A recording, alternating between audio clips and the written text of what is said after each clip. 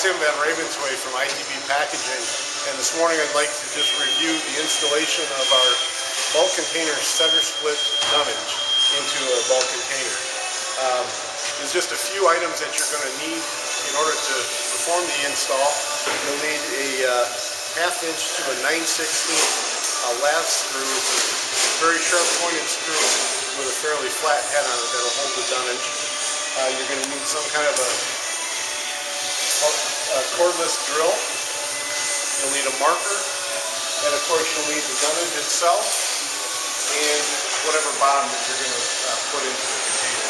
So let's start with that. I'm just going to drop the bottom into the container here. All of our center split dunnage, because it has to go with the door, is always going to be on the 48-inch side of the container.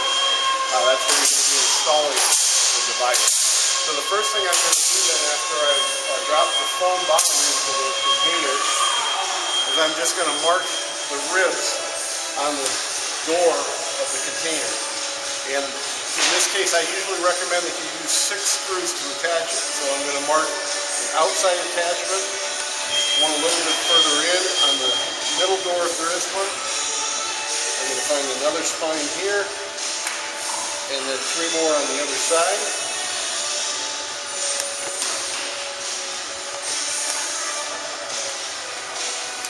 Then I'm simply going to pick up the container from the divider, open it, drop it into the container. Again, as I said, the frame, the attaching or mounting frame is on the 48-inch length of the container, the longer side. So now what you want to do is just center that divider on that wall.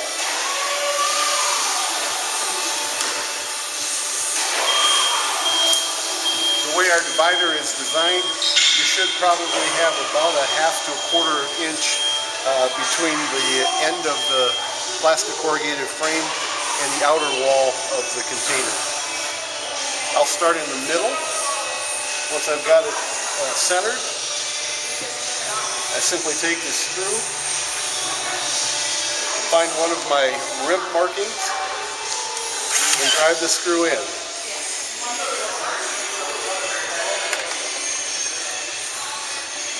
Find the next one, do the same thing. Next one, same thing.